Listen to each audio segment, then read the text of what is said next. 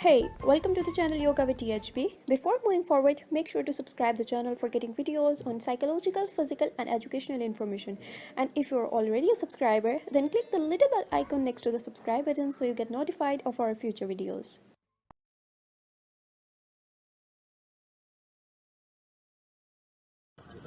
In this video, we are going to discuss about attention and perceptual skills in the classroom. Primary goal of this video is to give you number of ways to increase attention span and enhance perceptual skills of students. सबसे पहले हम उन activities का जिक्र करेंगे जिनकी वजह से बच्चों का अटेंशन स्पैन इंक्रीज़ होता है। ये देखने के लिए कि बच्चे किन चीज़ों से डिस्ट्रैक्ट होते हैं और उनसे उनका अटेंशन स्पैन कैसे डिक्रीज़ होता है, एक क्लासरूम को विज़िट किया हमने। हमने बच्चों के टेबल पर अननेसेसरी चीज़ों को डिसऑर्गेनाइज वे में रखा और उनको लेक्चर देना शुरू किया। ड्यूरिंग लेक्चर हमने ये चीज़ ऑब्ज़र्व की कि बच्चों की अटेंशन लेसन की तरफ कम और उन चीज़ों की तरफ ज़्यादा थी जो हमने उनके टेबल पर रखी थी। वो बार बार उन चीज़ों के साथ इंटरेक्ट कर रहे थे जो उनके टेबल पर थी, जैसा कि आप इस वीडियो में देख सकते हैं।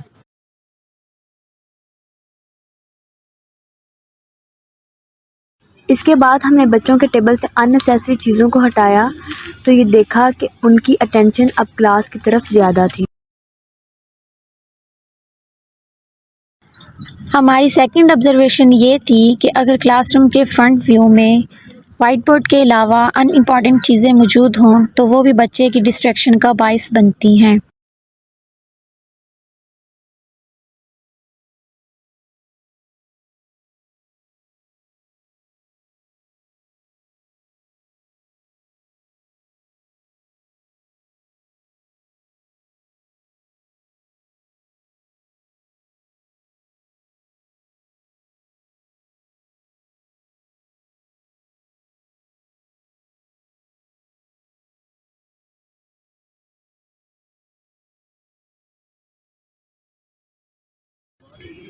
जब हमने उन चीज़ों को हटाया तो हमने ये देखा कि बच्चों का पूरा ध्यान अपनी स्टडी पर था।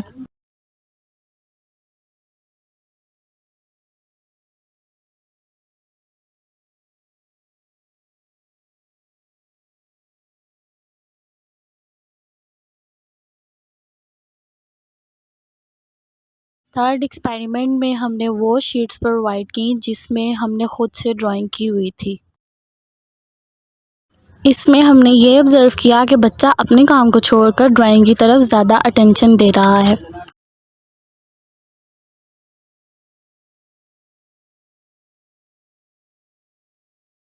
एंड देन हमने बच्चों को साफ शीट्स प्रोवाइड की जिसमें बच्चे ध्यान से अपना काम कर रहे थे। बच्चों के अटेंशन स्पैन को इंक्रीज़ करने का एक तरीका ये है कि उनके विजुअल टास्क को डिफरेंट चंक्स में डिवाइड कर दिया जाए। हमने जब ये बच्चों पे अप्लाई किया तो देखा कि इस तरह बच्चे ज़्यादा आसानी से चीज़ों को अंडरस्टैंड करते हैं। सेकेंडली, हमने बच्चों की विजुअल परसेप्शन को इंक्रीज़ करने के लिए और उनकी इन्हांस करने के लिए कुछ एक्टिविटीज़ करवाई। विजुअल परसेप्शन पे इन्वायरमेंट का इफ़ेक्ट देखने के लिए हमने 2 डिफरेंट स्कूल्स को विज़िट किया। बच्चों की परसेप्शनल स्किल्स को चेक करने के लिए जो हमने पहली एक्टिविटी की उसमें यह था कि ऑब्जेक्ट्स की जो पिक्चर्स थी वो एक साइड पे दी हुई थी और उन्होंने पजल में से उनको फाइंड आउट करना था। हमने बच्चों को ब्रीफ किया और देन एक टाइम लिमिट दिया, उसमें उन्होंने उसको कंप्लीट करना। जब हमने उसका रिज़ल्ट देखा तो जो मैक्सिमम टाइम स्टूडेंट ने लिया वो 5 मिनट एंड 17 सेकेंड्स था। इसमें जो सेकेंड एक्टिविटी बच्चों ने परफॉर्म की वो डॉट टू डॉट वर्कशीट थी। इसमें हमने बच्चों को एक दफ़ा ब्रीफ किया और जो मैक्सिमम टाइम उन्होंने इसको कंप्लीट करने में लिया वो 3 मिनट्स एंड 29 सेकंड्स थे। ड्यूरिंग दिस एक्टिविटी हमने एक और चीज़ ऑब्ज़र्व की कि इसको परफॉर्म करते हुए बच्चे बहुत ज़्यादा अटेंटिव थे, इससे उनका attention span. Third activity word search puzzle में हमने उसकी डिफ़िकल्टी लेवल को इंक्रीज़ किया और हमने ये ऑब्ज़र्व किया कि जो मिनिमम टाइम लिया था बच्चों ने वो 10 मिनट्स थे और उसमें जो मैक्सिमम वर्ड्स उन्होंने फाइंड किए वो 7 थे out of 9।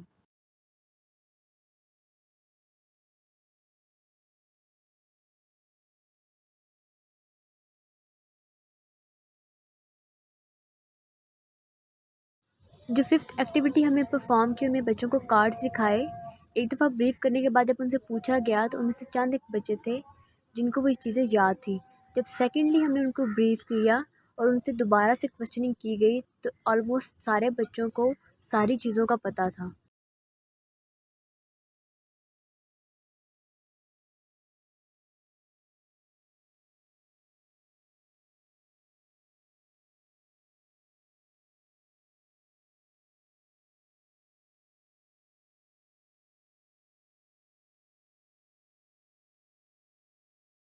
Seventh activity puzzle game थी।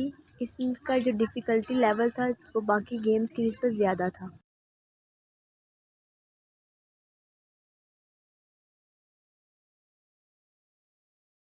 हमने बच्चों को एक्टिविटी से रिलेटेड ब्रीफ़ किया और देन उन्होंने टीचर की सुपरविजन में इसको कंप्लीट किया। हमने ये देखा कि पहली अटैम्प्ट में बहुत कम बच्चे थे जिन्होंने इसको कंप्लीट किया, जबकि सेकंड अटैम्प्ट में टीचर की सुपरविजन में ऑलमोस्ट तमाम बच्चों ने इसको कंप्लीट कर।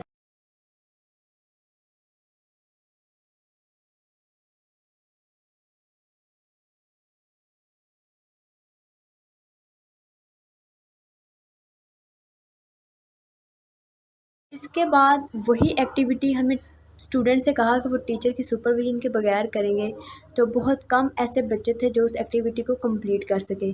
हमने एक दफ़ा फिर उनको ब्रीफ़ किया और देन उनको परफॉर्म करने के लिए कहा टीचर की सुपरविजन के बगैर। तो 6 में से सिर्फ 4 बच्चे ऐसे थे जिस एक्टिविटी को कंप्लीट कर सके।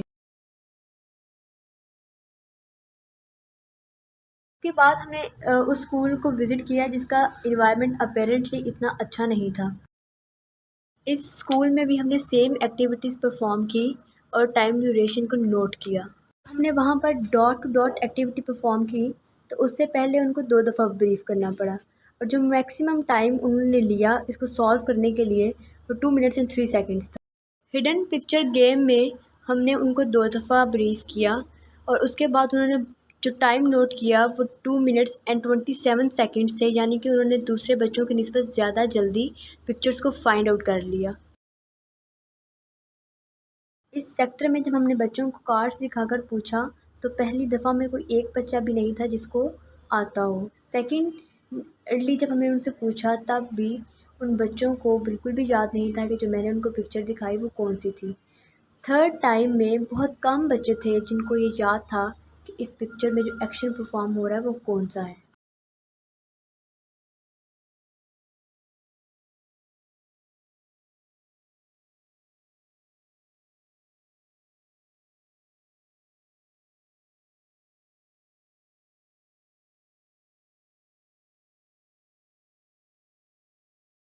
तो स्कूल को विजिट किया, उससे हमने ये चीज़ ऑब्जर्व की कि जो बच्चों की परसेप्चुअल स्किल है वो हर दूसरे स्टूडेंट से मुख्तलिफ है।